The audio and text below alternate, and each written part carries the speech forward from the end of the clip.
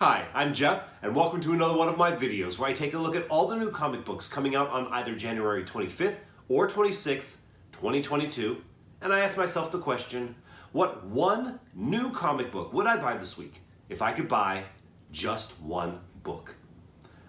I am so happy to announce that I actually have a pick this week. It has been many weeks since I've actually had an actual legitimate pick for you, so very happy to say that this week there is a pick, so that's something to look forward to in this video. I usually start off these videos by looking back at my pick from 2 weeks ago, but once again I haven't had picks, so we're going to skip that part of this video. So let's go ahead and jump right into the content, looking at the books that are coming out this upcoming week. Now, some of the books that I am pulling this week are Crossover issue number 11, which once again I'm still enjoying Crossover from Donny Cates. He's taken it in a very interesting direction with the last issue, and I'm still interested to see where it's going from there. I'm also picking up DC versus Vampires issue number 4, which if you've been watching my videos, you know DC versus Vampires is a book that I'm really enjoying, much to my own surprise. I'm also picking up House of Slaughter, issue number 4, which of course, Something is Killing the Children is an amazing book. House of Slaughter is an okay book. It is not on the level of Something is Killing the Children, but it's more of the world that I enjoy so much from Something is Killing the Children, and it's not bad, so I'm definitely sticking with it, and I have no plans of dropping it anytime soon. I'm also picking up New Burn, issue number 3, which is a book from Chip Zdarsky that I've really been enjoying the first 2 issues. I'm interested to see where it goes, and so it's too early to drop for me, but I'm definitely still on board for this book. I have 2 other books that I'm pulling this week, but those will be mentioned in the next 6 books that I mentioned to you in this video. As always, I will give you my 5 honorable mentions for this week, and then I will end with my just one book pick for this week.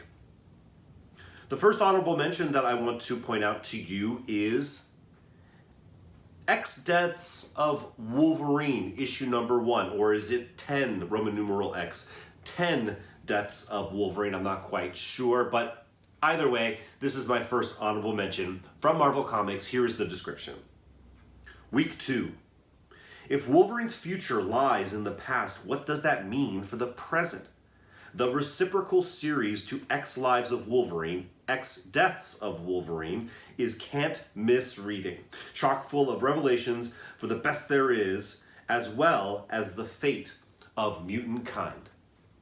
Okay, so basically I mentioned this book, X Deaths or 10 Deaths of Wolverine, for the same reason that I mentioned the Lives version of it last week, which is that Wolverine is cool, Wolverine stories are cool, so I'm into cool in my comic books, so I figured that this is worth mentioning. It also says it's can't miss reading. I mean, wouldn't they say that all of it, like they would never be like, yeah, this one you can skip. So you got to take that with a grain of salt. But as far as what they're saying about this is relevant not only for Wolverine, but for the fate of mutant kind, I mean, like I said in other videos, there needs to be a reckoning in the mutant world. And is that reckoning going to take place here? Doubtful, but maybe. So it's at least a book to have on your radar and something to be aware of this week. The next book I want to mention to you is a new book called Mary Jane Black Cat Beyond, issue number 1 from Marvel Comics. Here's the description. Black Cat has been kidnapped, and the only person who can save her is Mary Jane Watson? Mary Jane has never liked Felicia Hardy, and now she has to save her life. But remember, this is the Black Cat we're talking about. Things are never quite what they seem. Okay, well, this was a book that I saw this week, and I was like, well, that could be interesting, I guess, you know, for the hardcore Spider-Man fan. This might be something you want to consider checking out. Obviously, there's a lot of history between these characters. it's interesting when you have a person who is unlikely to be helpful in a role where they need to be helpful. And this is definitely one of those instances. To have Mary Jane saving Black Cat is noteworthy. But almost more than anything with this book, the thing that is most interesting to me is this 1 in 25 right here. This is really, really great art by Adam Hughes. I think the subject matter is hilarious. If you are like really into picking up this book, I would highly recommend picking up this 1 in 25. I don't usually point out ratios to you all. I like to focus on the books and the covers that are cover price, but this one's a gem.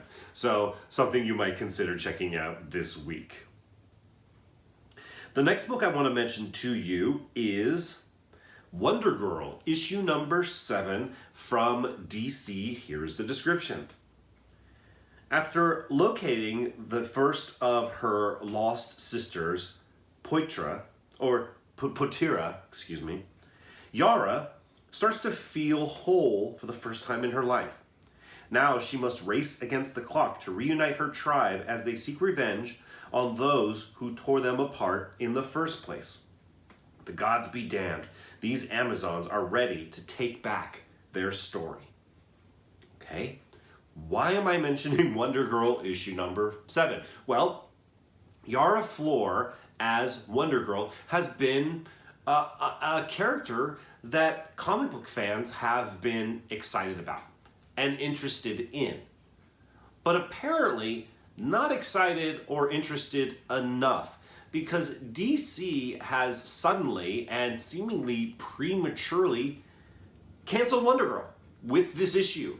This is the last issue of Wonder Girl. Now, there will be more Yara Flor in the DC universe. I believe that the issues that they had planned for like 8 and 9 of this series are going to be kind of repackaged as something different. And they're not going to just completely abandon this character, so this character's not dead and gone forever. But this issue number 7 is the last of this initial series.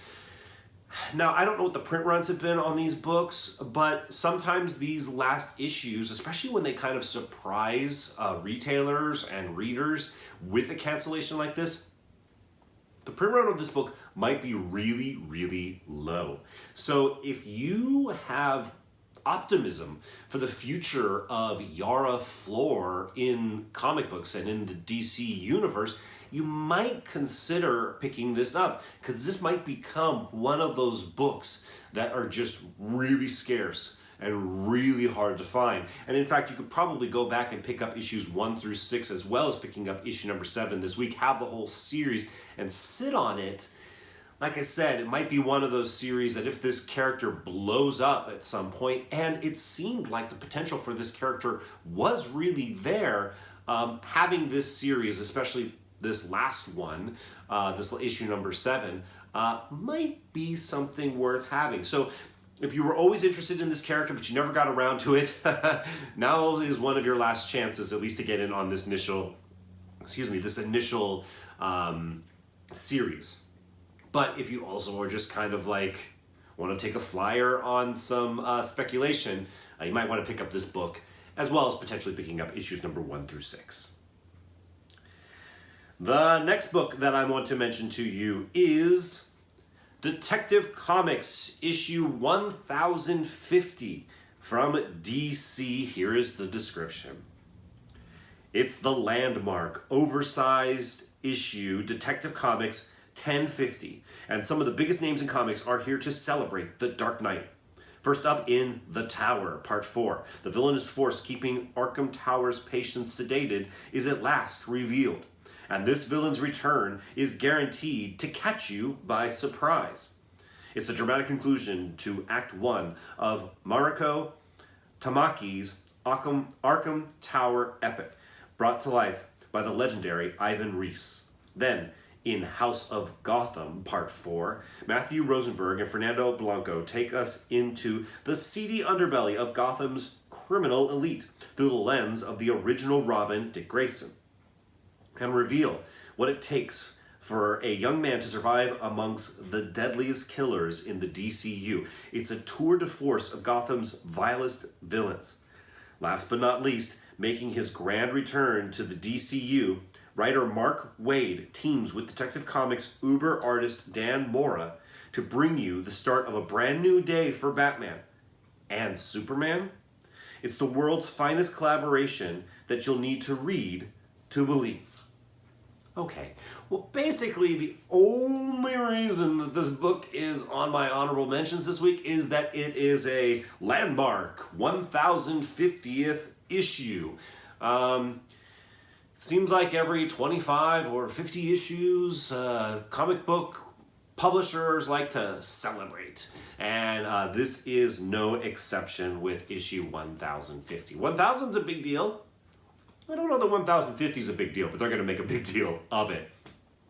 Now, is there going to be anything of value here from a speculation standpoint? Unlikely. These anniversary issues, it seems to me, infrequently have any kind of spec potential. If it's a last issue, if it's like, final, 50th final issue, then maybe there's some there. But for this type of thing, I really doubt that there's going to be any kind of exciting speculative stuff. Is this a good time to jump on this title? If you're a Batman fan and you just haven't been reading Detective and you're like, well, maybe this anniversary issue is a good time to jump on. I don't think it is going to be. It seems like we have part 4s of a lot of different storylines. I don't know that jumping on a book at part 4 of the story is the best time to jump on. But it's got some cool covers, so that's not nothing. But like I said at the beginning of this, it's basically on the list this week because it's an anniversary issue. It's Batman. It's at least noteworthy, so I put it on the list. All right, my last honorable mention is THOR. Issue number 21 from Marvel Comics. Here's the description. God of Hammers, part 3 of 5. Thor has been beaten down, and the God of Hammers is about to make the final blow. Is this the end of the All-Father? Prophecies do come true after all, but not always in the ways they are foreseen. For there is one last chance to save Thor, but at what cost?